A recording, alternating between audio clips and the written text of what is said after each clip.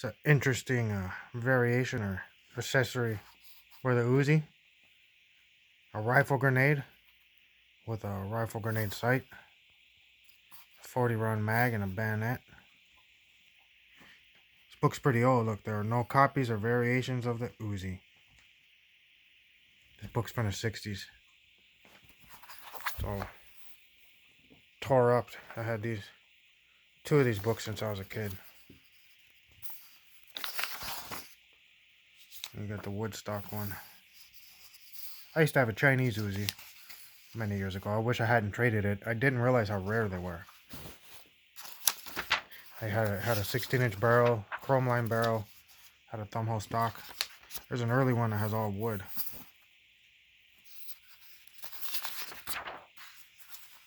A good old Madsen.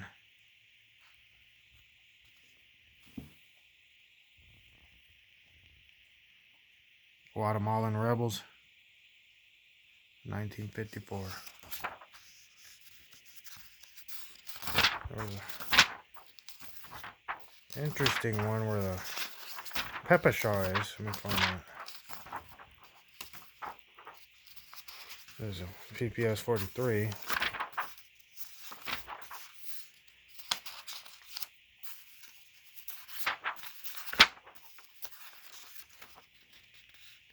Is it called Sten gun?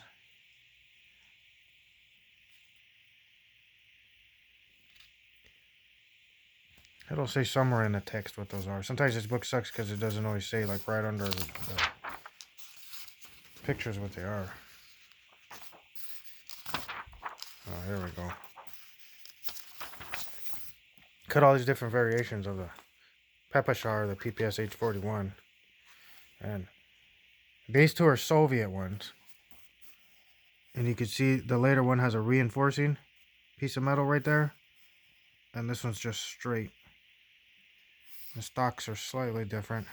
And then 3, 4, and 5 are Chinese models. Number 6 is a North Korean model. And number 7 is an unknown model. And look how the barrel shroud is. Be interesting to know where this one's from. I haven't tried looking it up yet. Back in the 60s, they didn't know where that one was from. I wonder where it was captured.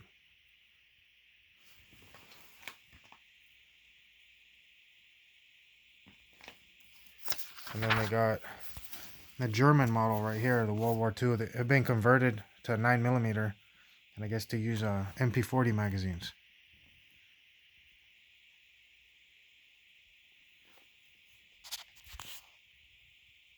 And then the other type, the Yugo Model 49.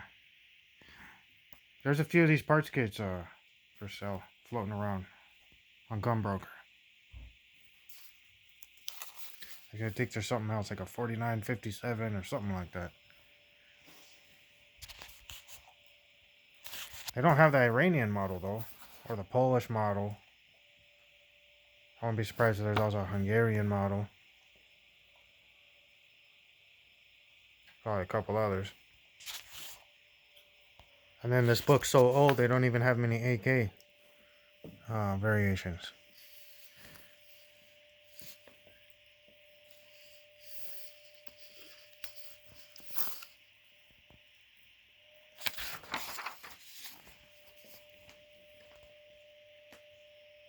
These very old ones.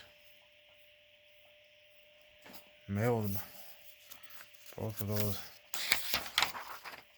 All these ones they have are milled.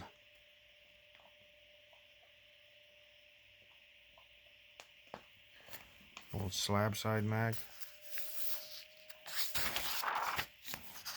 Yeah, oh, that's cool. A Syrian soldier.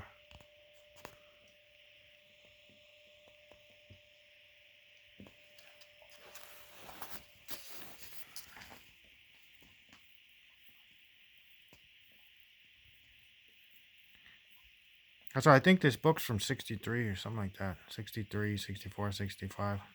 I have to check right now. And they're only gonna have old AR. Yeah. XM16A1. My dad carried one of those when he was in the army.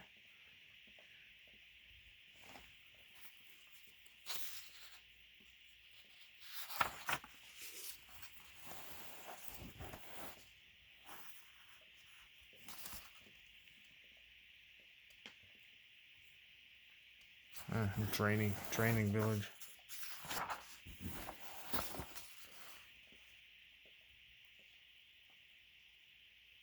I'd love to have one of these old A1 style.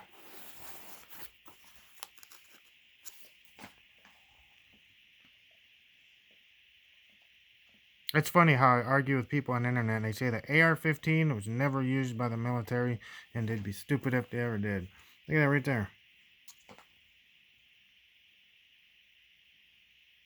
AR-15, M16, M4, they're all the same gun. You could call whatever you want. They're all armor light. 5.56, 223. Couple little variations, but it's the same thing. And here's Hiram Maxim's first, I guess, machine gun, or fully automatic. The recoil, when the rifle kicks, there's a space in between the butt plate and the stock, and it pushes on this spring when you fire the rifle, and it automatically works the lever. Basically a recoil operated Winchester 73.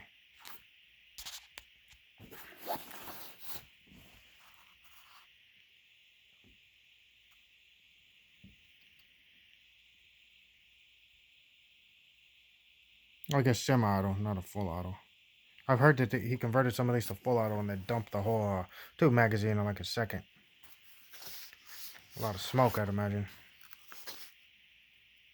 Yeah, that's cool. The Mexicans had the Moan Dragon, that one right there. Or I'd love to find one of those floating around. Probably one of my dream guns to have is a Mexican rifle. It's a Mexican Arisaka. It's a Type 38 Japanese Arisaka and 7mm Mauser with the Mexican crest on it instead of the mom. It's got the eagle on the cactus with the rattlesnake. But those are extremely rare.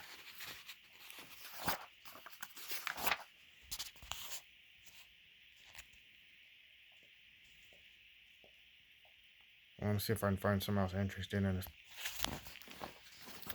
I'll just show two last things. Here's some Mexican soldiers with the Hotchkiss Mausers and Winchesters. They got those strip-fed Hotchkiss guns. Kind of a low down, I don't know if it looks more like a quadrupod than a tripod. Can't really see how many legs it has. Looks like it has, it might only have 3.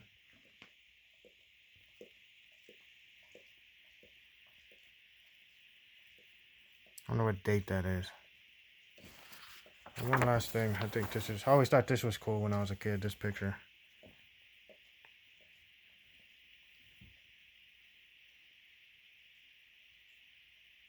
It says a German MG42 gunner uses an ammunition carrier's shoulder as an improvised mount as he fires on American troops advancing in southern Germany in 1945. I wonder if that guy's holding his ear, you know, plugging his ear with his finger. Boy, that'd be loud. As fast as that 8mm is coming out of that barrel, you'd be deaf after that.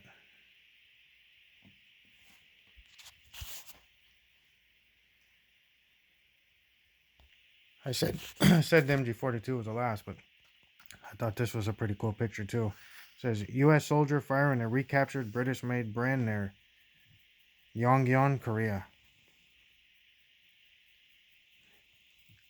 So that Bren was captured from the British by I guess the Chinese or the North Koreans, and recaptured by the Americans and used against the commies. Pretty cool. I hope that guy brought that gun home with him. I guess, and another thing, sometimes I forget there's at least one blind person that does watch some of my videos sometimes, and I often forget to describe stuff well enough. And the first part where I was talking about the PPSHs, the PPSH41s, the biggest difference in them was between the normal models and that one that they couldn't identify. Is the one they can't identify has 7 cooling holes in the barrel shroud, and the normal ones only have 5. Other than that, they're for the most part same. As stock's a little bit different silhouette. Very minor differences between the Chinese, a North Korean, and a Soviet. Here's what they describe them. But, and they're calling it a 7.63 barrel.